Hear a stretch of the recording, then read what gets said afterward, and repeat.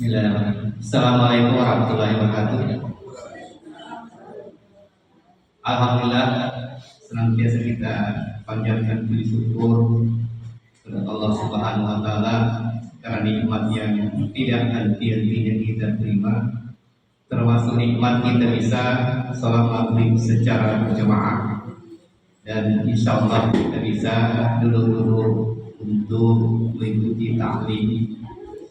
Salawat dan salam juga senantiasa kita kirimkan ke kita Nabi Muhammad Sallallahu Alaihi Wasallam, kepada keluarga beliau, sahabat-sahabat beliau, serta pengikut beliau hingga sekarang. Alhamdulillah, pada malam hari ini seperti biasa di ahad pertama kita dengan ustaz kita, seperti biasa ustaz di akhir sesi nanti kesempatan dari jamaah untuk berbincang-bincang dengan ustaz nanti di akhir sesi.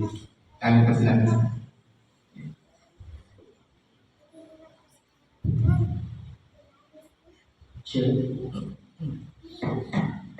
Bismillahirrahmanirrahim. Assalamualaikum warahmatullahi wabarakatuh.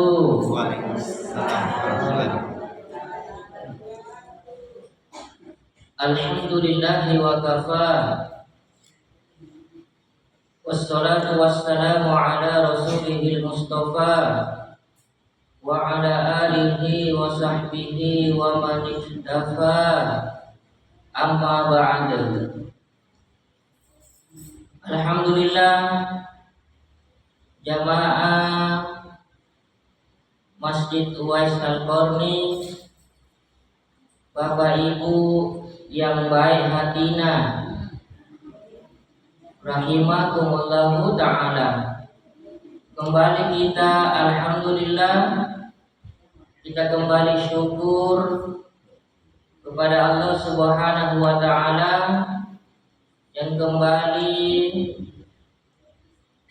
memudahkan kita, mengumpulkan kita di taman dari taman-taman surga, yaitu bermajelis ilmu. Ketahuilah, majelis ilmu termasuki taman dari taman-taman surga. Karena dia taman surga, maka kewajiban kita selaku hamba adalah punya sifat syukuru. Semoga hadirnya kita di majelis ilmu ini Allah tambah ilmu tak plus paham tak. Allahumma amin. Jemaah yang dirahmati Allah Subhanahu wa ta'ala, kembali kita lanjut mengkaji sebuah kitab dengan judul kitab Al-Adabul Mufrad yang dikarang oleh Al-Imam Al-Bukhari rahimahullahu ta'ala. Kitab yang sangat berdaging. Sebenarnya kita masih berada di hadis yang pertama, cuma kemarin sebelumnya itu kita rincikan ya agak panjang. Alhamdulillah, pada malam hari ini kita kembali lagi untuk menyelami, kita meneropong, berusaha mengupas hadis baginda Nabi Sallallahu Alaihi Wasallam. Seorang sahabat bertanya, yang bernama, nama sahabatnya adalah Abdullah bin Mas'ud radhiyallahu anhuma. Beliau di suatu hari bertanya ke Nabi Sallallahu Alaihi Wasallam. Apa pertanyaannya? Ayyul amali ahabbu ilallahi ta'ala. Amalan apakah yang paling dicintai oleh Allah? Amal apa yang paling dicintai oleh Allah. Maka Nabi Shallallahu Alaihi Wasallam menjawab, as-sholatu ala waktiha, sholat tepat waktu, sholat tepat waktu. Karena sholat ini merupakan rukun Islam yang kedua. Bahkan sholat ini termasuk satu-satunya perintah yang Nabi Shallallahu Alaihi Wasallam ambil di atasnya langit ketujuh. Adapun perintah-perintah yang lain Nabi Shallallahu Alaihi Wasallam itu ambil di permukaan bumi ini. Kalau sholat di atasnya langit ketujuh. Maka ini amal yang paling dicintai oleh Allah. Yang kedua, kata Nabi Shallallahu Alaihi Wasallam, birrul walidain, berbakti berbuat baik kepada kedua orang tua. Dan kemarin alhamdulillah kita sudah kupas 20 bentuk.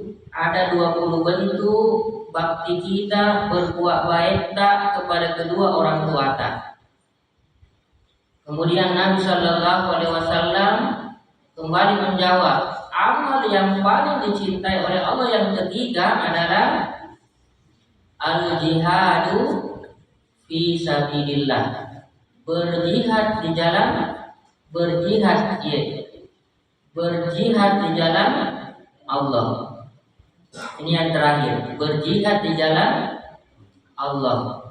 Biasanya Bapak Ibu kalau kita mendengar kata jihad, ya mungkin agak menyeramkan ya, karena pikiran kita langsung yang muncul di pikiran kita itu berperang melawan orang-orang kafir. Itu biasanya langsung muncul itu kata jihad fisabilillah.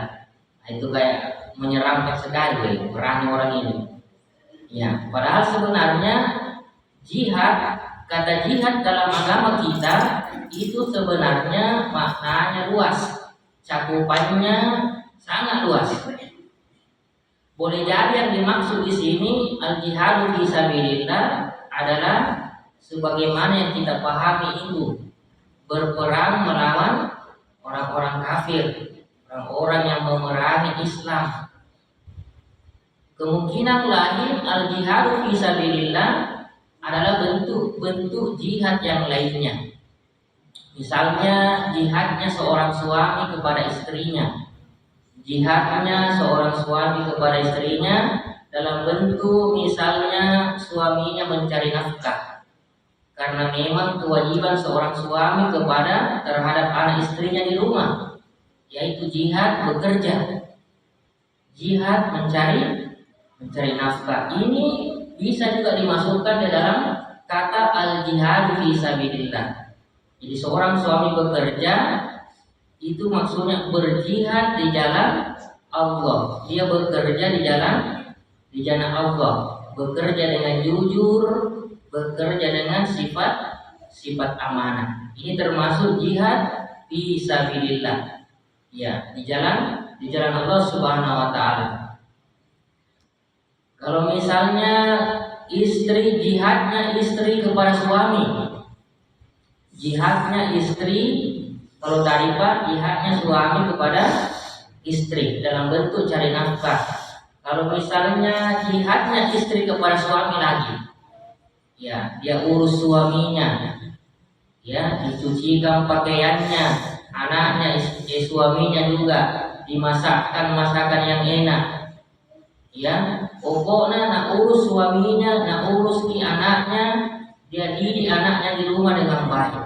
Ini termasuk jihadnya istri kepada suaminya kepada anak-anaknya. Jadi tergambarlah bagi kita bahwa al-jihad fisabilillah sebenarnya itu luas. Berarti bekerja cari nafkah, mengurus suami, menjaga anak-anak, jaga hartanya suami, ini termasuk amalan yang paling dicintai oleh Allah Subhanahu wa taala. Ya. Salah seorang ulama besar di zamannya yang bernama Syekhul Islam Ibnu Taimiyah memberikan pengertian apa itu jihad, apa sebenarnya itu jihad. Beliau memberikan ilmu kepada kita bahwa jihad itu adalah mengerahkan seluruh kemampuan, mengerahkan seluruh kemampuan untuk mendapatkan apa yang dicintai oleh Allah. Jadi dikerahkan di seluruh tenaga mungkin pikiran kemampuan apa yang kita bisa, apa yang kita bisa lakukan untuk mendapatkan apa yang Allah cintai.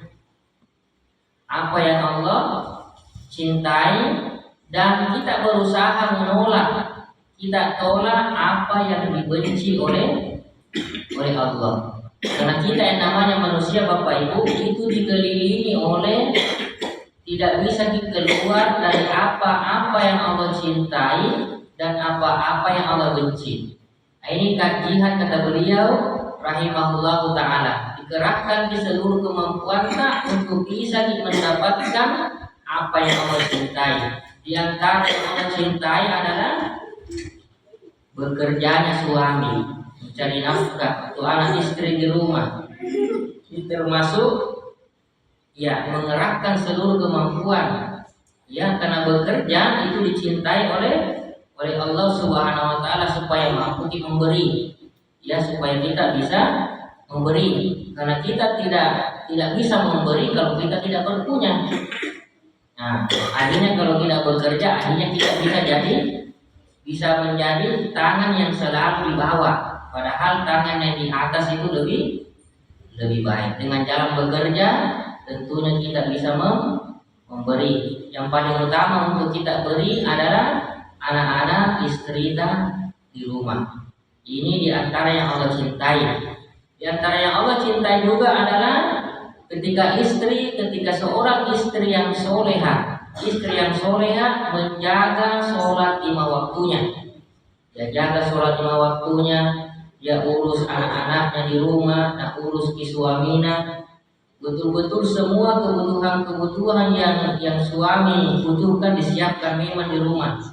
Ya tentunya kita saling kolaborasi, tentunya bekerja sama antara suami istri. Kalau misalnya istrinya mau masakan enak-enak, tentu suami yang siapkan bumbu-bumbunya, bahan bakarnya, istrinya siap untuk masak yang enak-enak, apa yang menjadi makanan favorit suaminya. Jadi tentu harus ada kolaborasi, kerjasama di antara suami istri, dan inilah di antara amal yang dicintai oleh Allah Subhanahu wa ta'ala. Dan tentu juga sebaliknya, kita berusaha menolak apa yang Allah benci. Kalau misalnya suami, bagusnya tidak menganggur lah. Walaupun mungkin kita tidak sekolah tinggi, tidak kuliah tinggi, tapi tetap yang namanya suami itu ar-rijalu qawwamuna 'alan nisa, tetapnya pemimpin di rumah tangga. Karena tidak mesti harus orang hidup harus ada ijazahnya, harus sarjana misalnya S2, doktor S3. Tidak bisa tunjuk orang hidup, tetap kita wajib bekerja. Seorang suami tetap bekerja. Nah, di antara yang Allah benci ketika suami itu tidak bekerja, tidak ada ikhtiarnya, tidak ada usahanya untuk memenuhi kebutuhan nafkah anak istri di rumah. Berarti tidak bekerja termasuk sesuatu yang dibenci oleh Allah Subhanahu wa ta'ala. Begitu juga sebaliknya, seorang istri tidak memperhatikan suaminya, tidak memperhatikan tidak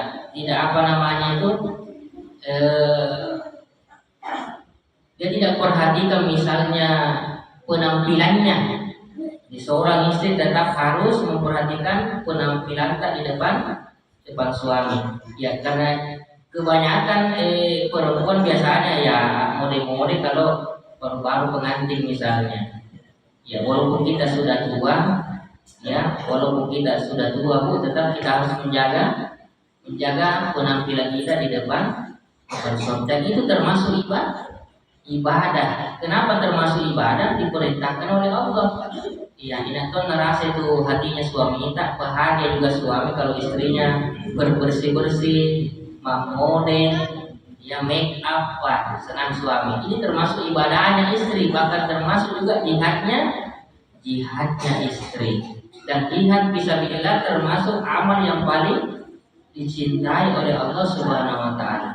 Jadi carikanlah diri kita bagaimana caranya membahagiakan suami kita, begitu juga suami cari cara bagaimana membahagiakan istrinya, begitu juga anak-anaknya di rumah. Diperhatikan misalnya pendidikan Al-Qur'annya anak-anak kita bagaimana, ya sholatnya bagaimana anak-anak kita, ya baktinya kepada kita, ya terus kita berikan nasihat kepada ananda di rumah. Bapak Ibu yang dirahmati Allah Subhanahu wa taala, di antara yang penting juga untuk kita ketahui bahwa jihad di dalam Islam itu ada 4 tingkatannya. Ada 4 tingkatannya itu jihad dalam Islam. Tingkatan yang pertama ada yang namanya jihadun nafs. Jihad melawan diri sendiri. Jihad melawan diri sendiri. Ini yang paling berat sebenarnya. Diri kita sendiri yang kita lawan, Bapak Ibu. Ya, kenapa penting? Ya, kenapa perlu kita melawan diri kita, menjihadi diri kita? Ya, karena namanya manusia itu tidak selamanya kita punya niat-niat yang baik. Kadang di hati kita muncul niatan-niatan, maksud-maksud yang ingin berbuat dosa, misalnya maksiat, misalnya ingin berbuat pelanggaran, yang berbuat keburukan, kejelekan. Ini perlu untuk menjihadi diri kita, melawan diri kita sendiri supaya kita tidak terjatuh ke dalam dosa, tidak berbuat maksiat, tidak berbuat pelanggaran. Kalau kita tidak lawan diri kita, maka tentu ya kita akan dikalahkan oleh diri kita sendiri.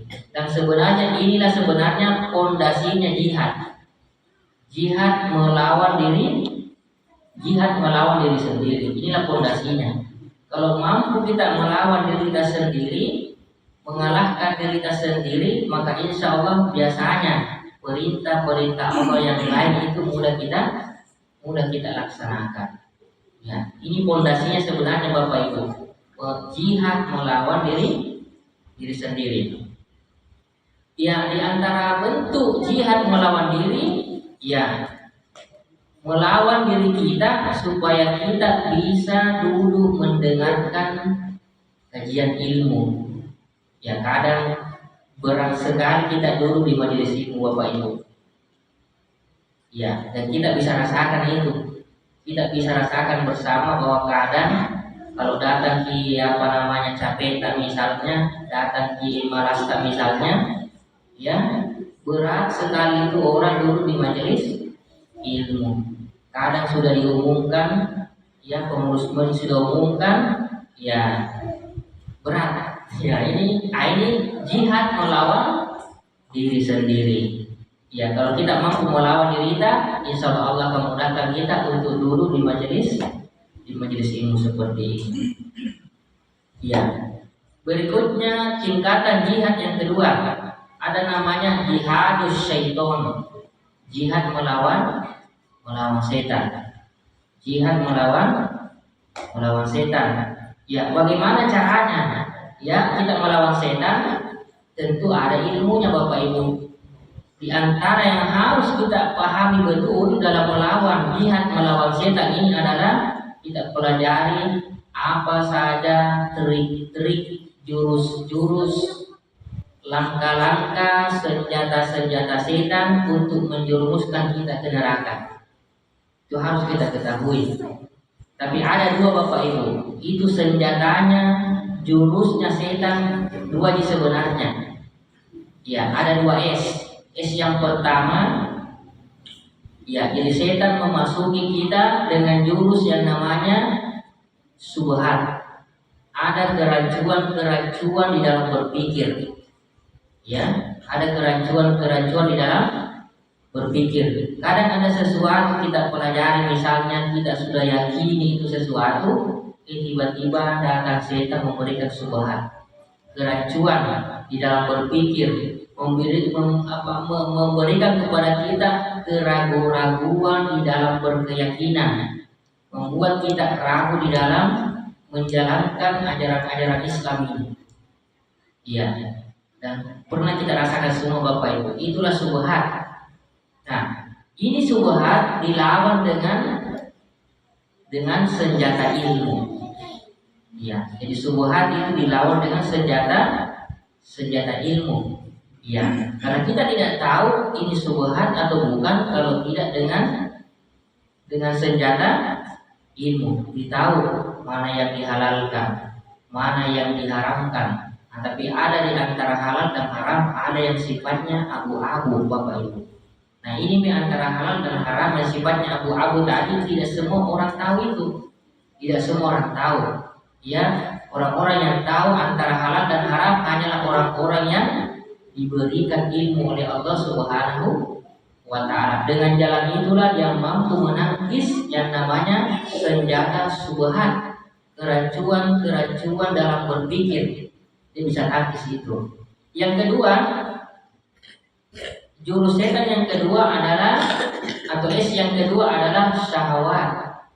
Kita semua punya syahwat. Ya, kadang kita maksudnya di sini kata syahwat yang tidak atau yang bertentangan dengan syariat. Nah, ini syahwat yang tidak boleh kita perturutkan.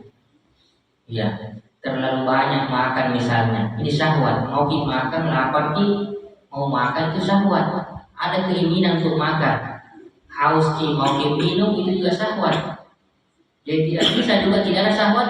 Pasti semua orang itu punya syahwat. Nah, cuma tinggal kita mengarahkan ya supaya syahwat ini bagaimana caranya supaya tidak melanggar, tidak bertentangan dengan aturan-aturan Islam. Makan minum boleh, yang penting proporsional, yang tidak berlebih-lebihan. Ya, karena ini perintah Allah Subhanahu wa Ta'ala. Kulu washrabu wala tusrifu.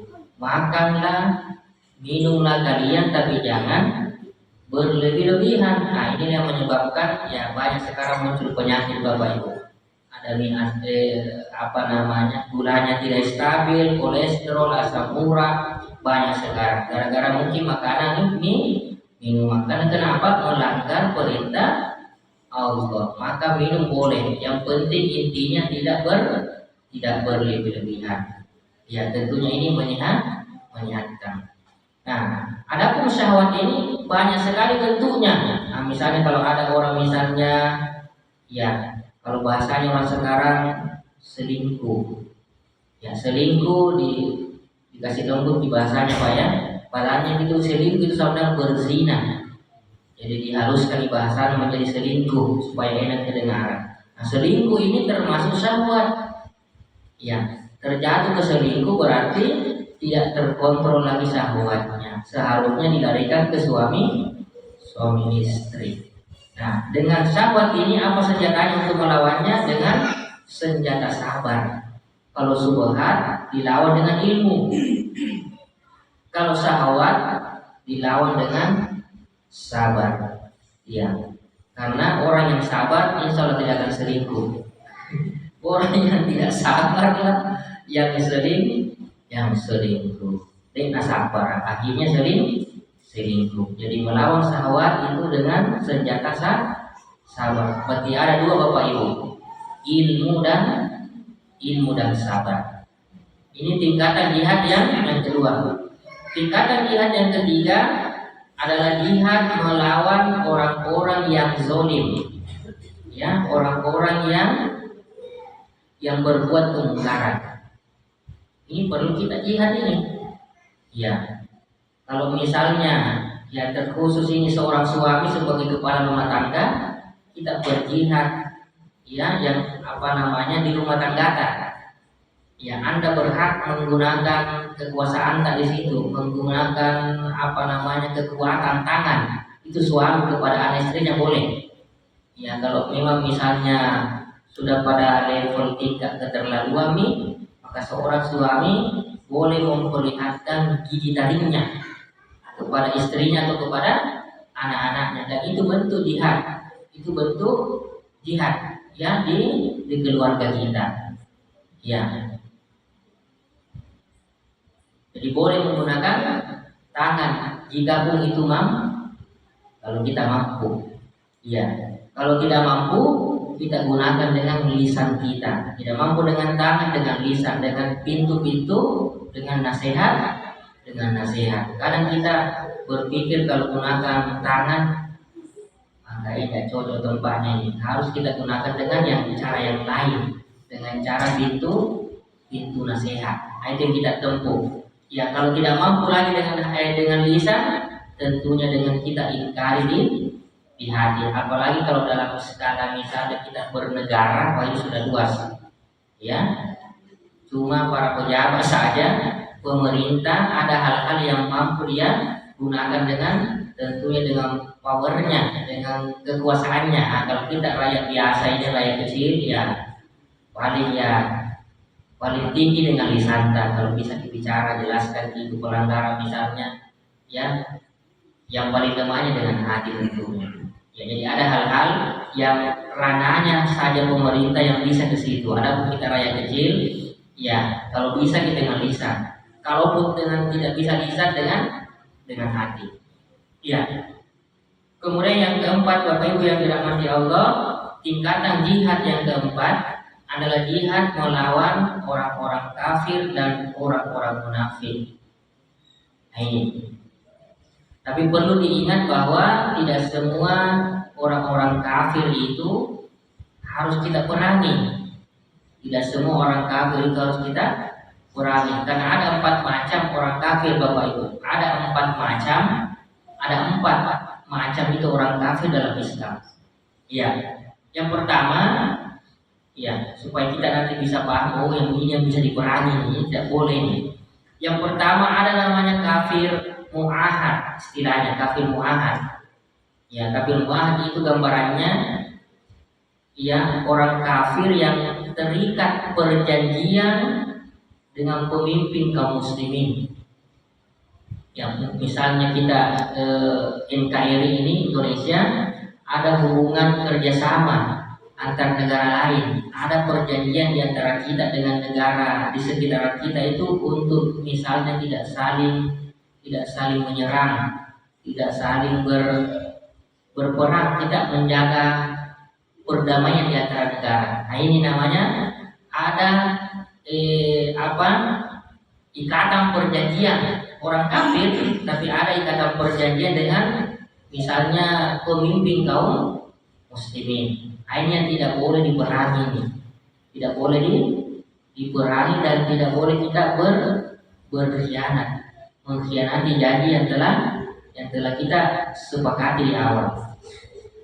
Yang kedua ada namanya kafir zimmi. Ya, kalau kafir zimmi ini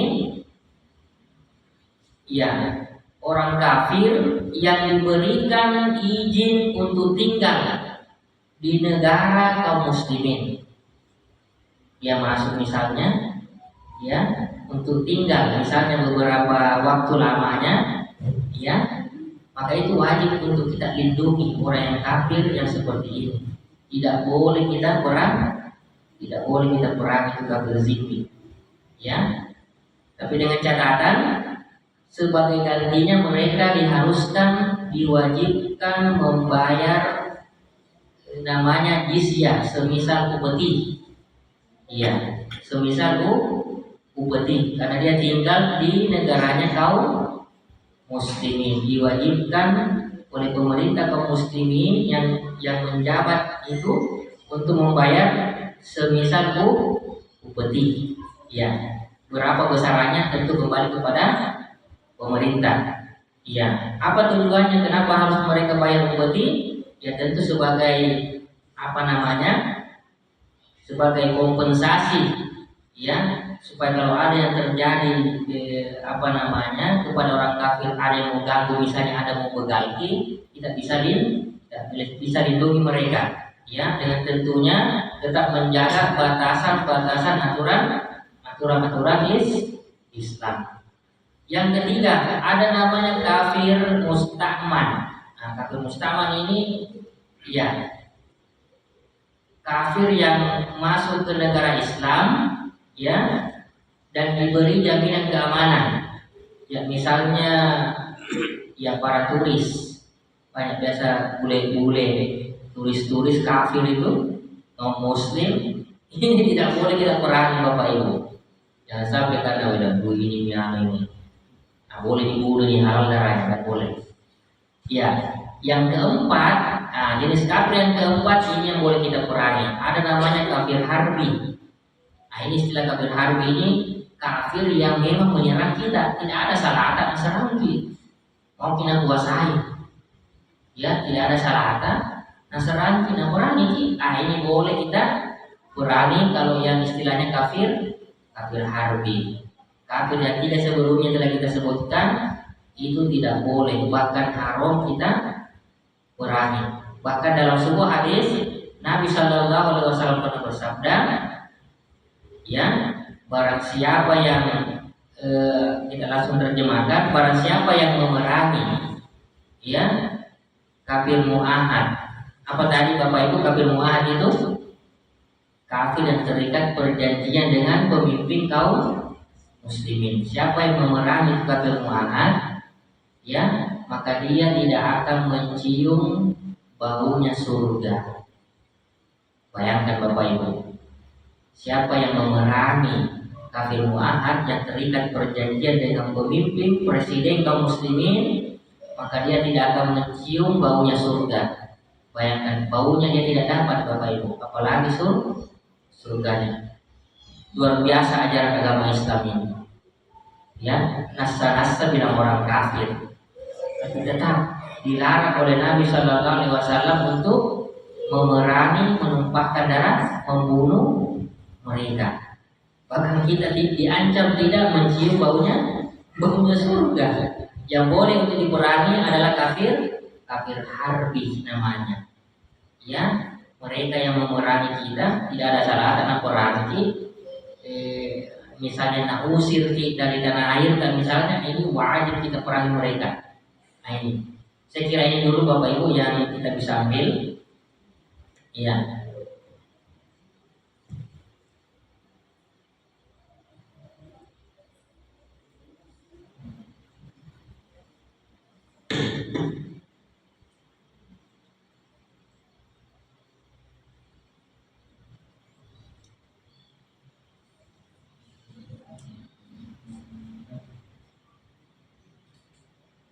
Sisa berapa menit ini Pak? Masih ada 15 menit. Masih ada sekitar 15 menit. Ya.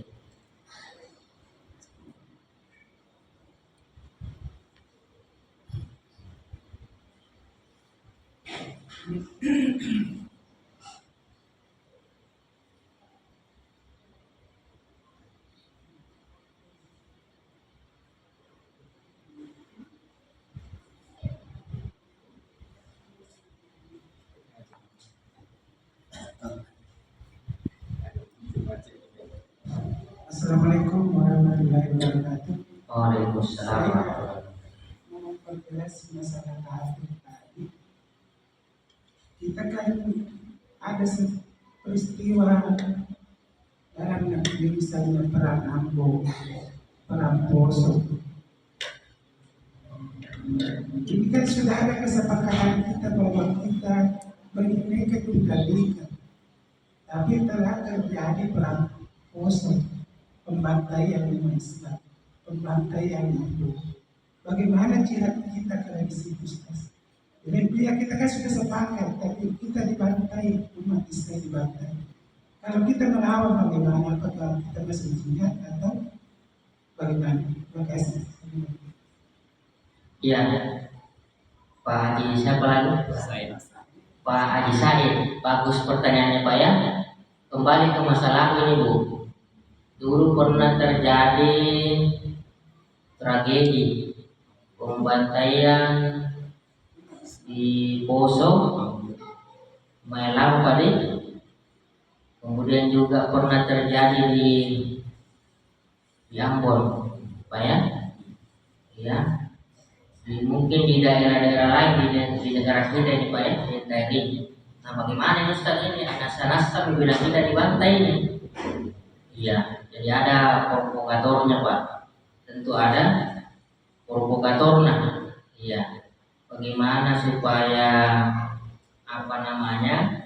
masalah-masalah kecil itu bisa menjadi besar. Iya, masalah sepele bisa jadi besar. Iya.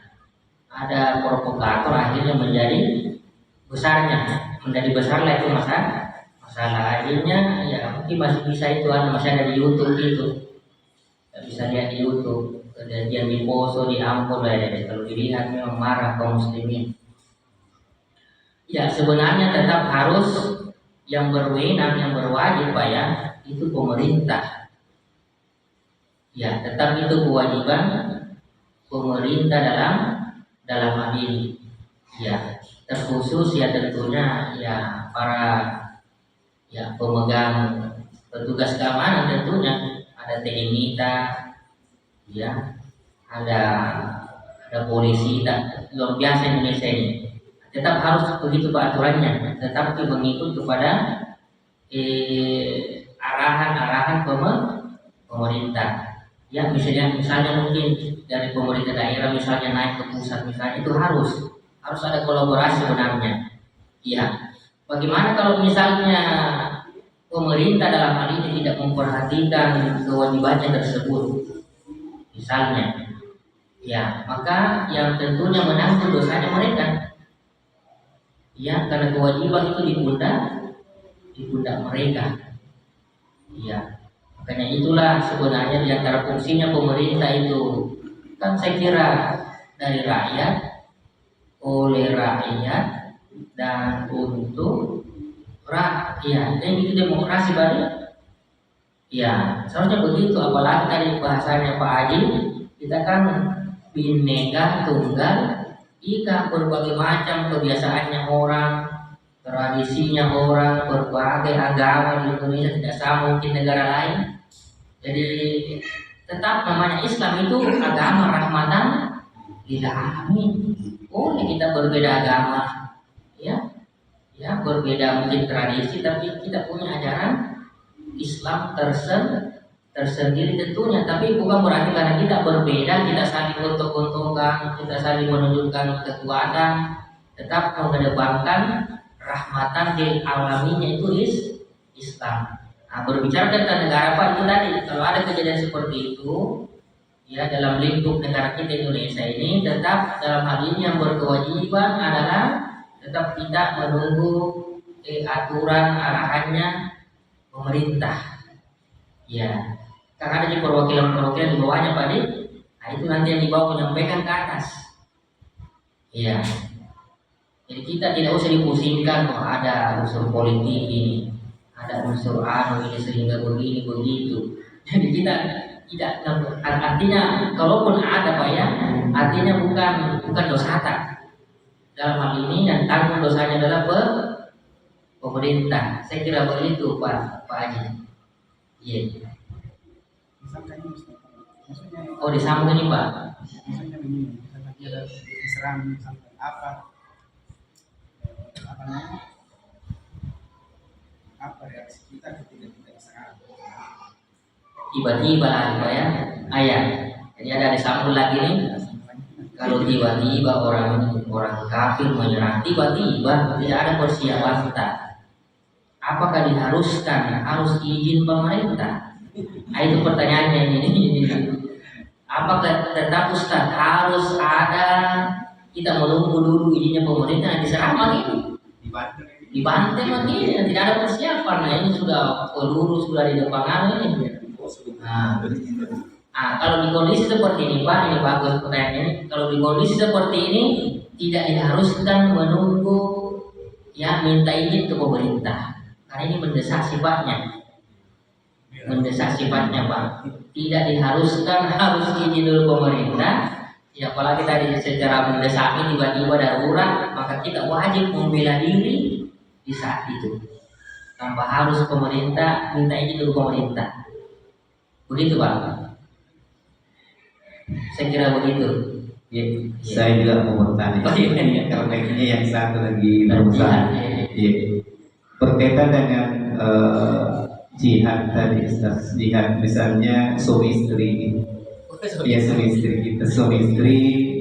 Ya, tentu kita punya kekurangan masing-masing. Ya, tentu saya kira semua manusia punya kekurangan masing-masing. Misalnya begini, Ustaz. Misalnya suami istri, suaminya mungkin jarang sholat, terlambat sholat, atau mungkin tidak pernah sholat. Tapi istrinya ini rajin, mungkin rajin ikut taklim, kemudian ngaji. Apakah termasuk dosa istri ini kalau tidak memberikan apa namanya sama suaminya? Ya, artinya atau sebaliknya, bisa saja terbalik, suaminya orang kaya tapi istrinya lagi yang bermasalah, atau dua-duanya. Bisa lagi lebih parah lagi kalau misalnya dua-duanya ya seperti bagaimana kondisi seperti ini, Ustaz. Ya, masalah bagus pertanyaan yang Pak Haji ya. Masih tentang jihad Bu ya. Ya, tapi ini jihad beda dengan jihad yang pertama tadi. Kalau tadi jihad poso dan jihad ambon. Kalau ini jihad suami istri. Nah, tadi dikatakan Pak Haji bahwa bagaimana sekiranya istrinya sholat, ya suaminya tidak sholat, atau sebaliknya suaminya sholat, istrinya tidak sholat, atau bentuk ketiga suami istri dua-duanya tidak sholat. Nah, bagaimana ini Ustaz? Karena kan kita manusia itu kan tidak ada yang sempurna, tempatnya lupa dan salah. Nah, bagaimana jihadnya ini kalau begini? Kalau misalnya suaminya Pak yang tidak sholat, istrinya rajin sholat, ya apakah seorang istri membiarkan saja begitu suaminya dan hati saja karena dia beralasan kan suami saya kira itu pemimpin yang berhak menasihati pemimpin, kita kan yang dipimpin, diam-diam saja. Jadi tidak seperti itu pahamnya. Tetap kalau ada misalnya ya mudah-mudahan tidak ada di sini ya, suami tidak sholat tapi istrinya rajin sholat, tetap istri yang berkewajiban dalam hal ini memberikan kewajiban nasihat kepada suaminya. Kalau misalnya tidak bisa langsung istrinya nasihati suami, cari misalnya mungkin ada di antara keluarga istri atau keluarga suaminya yang misalnya dituakan. Ya kalau tidak bisa istri secara langsung Pak ya, cari di antara keluarga itu orang yang misalnya berpengaruh, dituakan kalau memberikan nasihat. Ya kalau mungkin kalau saya istri naruh dan pandang sebelah mata dari suami itu kalau saya misalnya, maka boleh kita mengambil pihak ketiga dari keluarganya istri atau suami. Siapa yang kira-kira dituakan, siapa kira-kira yang didengarkan petuahnya, nasihatnya, maka itu yang boleh kita ambil itu. Ya, begitu Bu ya misalnya seperti itu. Atau boleh juga misalnya ya putar-putar mungkin di YouTube ya ceramah-ceramah singkat tentang kewajiban sholat, pentingnya itu sholat, rukun Islam yang kedua. Ya sengaja tahu mungkin dikasih besar-besar suaranya supaya suami tak bisa dengar. Atau misalnya boleh juga ya kalau misalnya di meja itu kita siapkan buku tentang sholat, seperti suami tak duduk dia buka-buka terbuka hatinya ada baca itu buku, kita tidak tahu namanya itu pintu-pintu hidayah Pak ya. Nah seperti itu. Begitu Pak Haji. Ya kalau sebaliknya lagi istrinya tidak sholat, suaminya rajin. Nah kalau suami ini kewajibannya ini harus, tidak boleh tidak, suami istri harus suami harus betul-betul mengajari istrinya sholat. Kalau istrinya tidak sholat, maka yang tanggung juga dosanya suami. Tapi kalau misalnya suami sudah maksimal juga semua cara-cara jurus-jurus maksimal di usahanya, ternyata istri juga tetap seperti itu tidak mau sholat, maka sudah lepas nih itu dosanya suami. Tinggal dosanya istri dengan catatan kalau itu sudah segala cara sudah ditempuh oleh seorang suami. Ya. Jangan lupa juga doakan, kasih kuat juga doakan. Ya. Kalau dua-duanya Pak Ustadz suami istri Nah, tentu lagi ya mungkin om-omnya dan tante-tantenya lagi yang tahu ilmu agama, ada paham agamanya, kewajibannya mereka untuk memberikan pasutri ini pasangan suami istri itu bagaimana mereka sholat, ya, mengajarkan mereka sholat. Itu jihadnya Pak Haji. Iya, sudah masuk waktu Pak Haji. Ya, sebelumnya saya minta maaf tidak bisa lagi bersama jamaah, ikut jamaah. Ya. Semoga apa yang kita dengarkan pada malam hari ini berberkah, bermanfaat dan bisa kita amalkan dalam kehidupan kita sehari-hari. Kemudian kurang mohon maaf. Subhanakallahumma wa bihamdik, asyhadu an la ilaha illa anta, astaghfiruka wa atubu ilaik. Walhamdulillahirabbil alamin. Assalamualaikum warahmatullahi wabarakatuh. Waalaikumsalam.